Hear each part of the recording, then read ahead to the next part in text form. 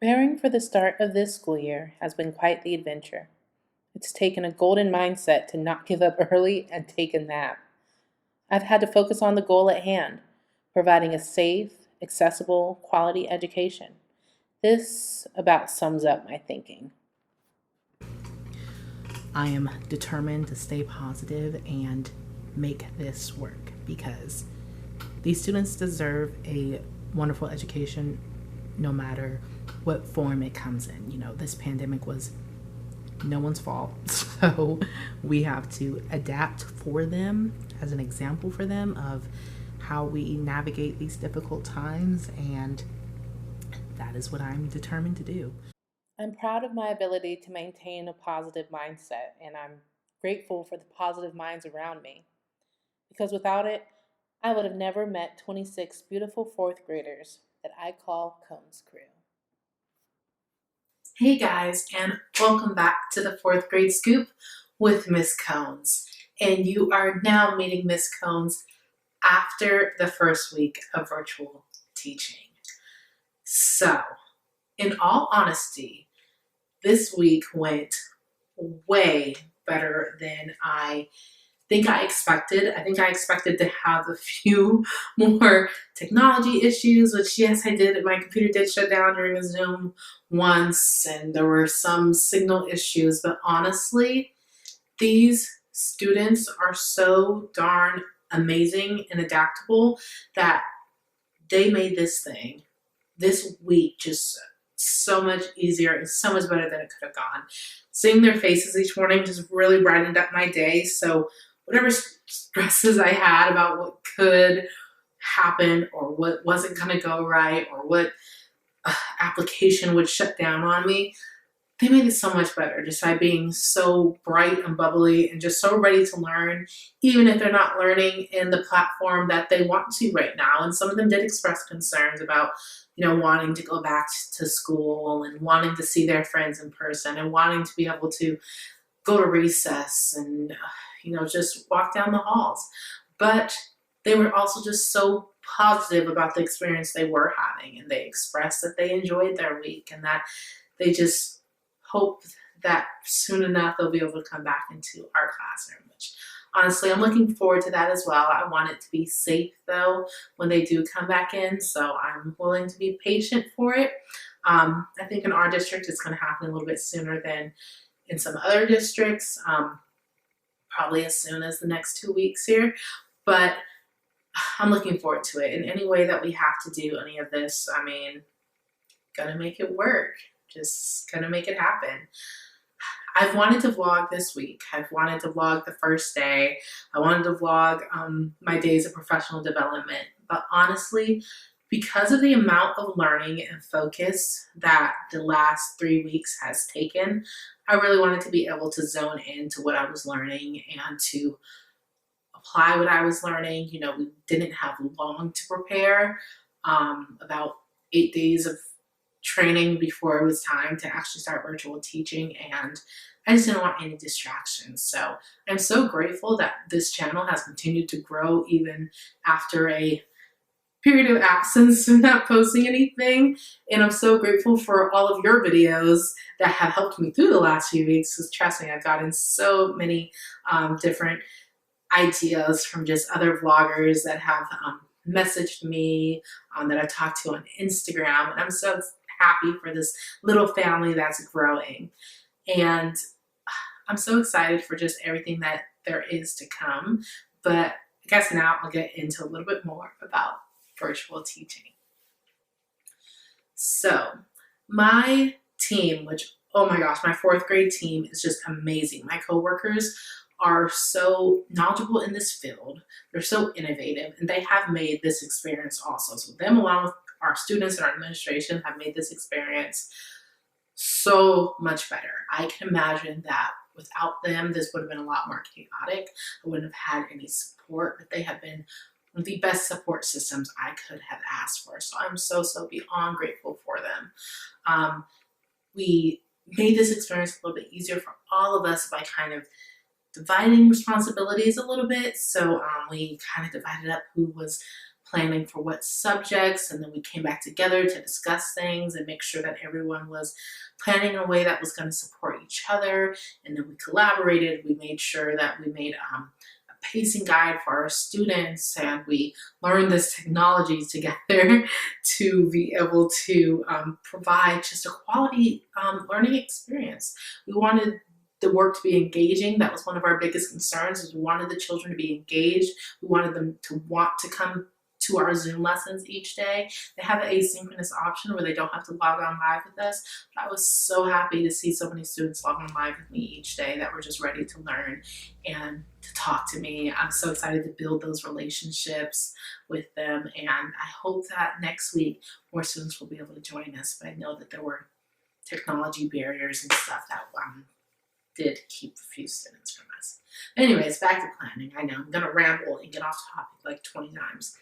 But so our planning went very well. I mean, we had to jump right into content this week, which was definitely hard. You know, we also built in some time for icebreakers and to get to know our students in this. But I mean, they were doing place value to the 10 billions place, and they were learning about properties that matter. I mean, they jumped into this, and it was time to learn and time to grow. And of course, we were very conscious of those gaps that happen after students, because in this county, really, they went on spring break and they never really came back. And it's crazy to me to think that we've really been in this pandemic for that long. I think when it first started, we all thought, oh, a month, and then all of a sudden we were like, oh, 3 months at the most. And now it's more of a, we're not sure when this is going to end. But you know, they missed a lot of school, so there's definitely some gaps that will be worked through. But so far, I mean, they have been on it. They've asked for help. They have been advocates for themselves. I think even I forgot just how mature children can be at 9 and 10, and that they are willing to ask questions, and they want to make sure that they understand, and they want to be engaged. And I've been so happy. I was so happy that day one, when I would ask a question, I would see all these little hands pop up, and some of them would raise their hands with the Zoom features. And I was so happy that they were just ready to engage in that way. And, you know, we're in a technology generation, so this isn't new for them. This, you know, it's more of a learning experience, I think, for some teachers than really for the children. They helped each other. Some of them were like, I don't see how to raise my hand because I'm on an iPad. And a friend would raise their hand and go, all right, you need to go to the side panel and click this button and then click this. And it was so beautiful to see them help each other on these platforms. And, you know, it made me feel a lot better because I knew that they had people to lean on when they did need help, and that they knew how to contact. So that was wonderful to see. And I don't think I could have asked for a better first week. Yes, there were challenges. This was not easy in any way, shape, or form. And I know I've probably been making it seem like that, but it's just because I'm so grateful for the experience I did have. I was very blessed to have just an amazing class, an amazing support system. But I do know that not everyone out there has had that during this time. There have been some schools in our area that were hit very, very hard by all of this, that, you know, lost teachers, and just are going through a lot and having to do some changes. So I know I'm very lucky to be in a school and just with a group of people that really have made this experience one where I was able to learn. There were a few moments where I had to walk out the door and just take a breather, but that was more of me getting myself worked up, you know, because in the midst of this week, honestly, most of the things that were stressful did not have to do exactly with virtual learning. What is the way to this? You know, it was all the first year teacher things, if that makes sense. So not really the virtual learning things, but the things that were just a part of being a first year teacher. Like my first time opening the grade portal and going, what is happening in the forms that I was getting? And, you know, resource teachers would come down to give different forms and information, and I understood the information, but when it's all coming at once, it seems crazy. And just time management as well. I would do a lot, like focusing on my students, which of course is what I'm supposed to be doing, but then I had to remember things like IEP trainings and different like safety trainings and go do this and go do that. And there were times where I was like, I'm not going to get it all done and I need to go to sleep. But I did get it all done. I'm happy about that. Overall, and I'm so happy that I'm able to say this, overall, I have enjoyed this experience. I'm enjoying the virtual learning experience. I can't wait to have the in-person experience, just because, when you're someone like me who's wanted to be a teacher, in and out of their life for many years, those are the things you're waiting to experience, like greet your children at the door and, sit in a circle on the carpet and read a book, which I know that a lot of those things I may be waiting till next year to fully experience, just because we have to have safety as our first priority this year.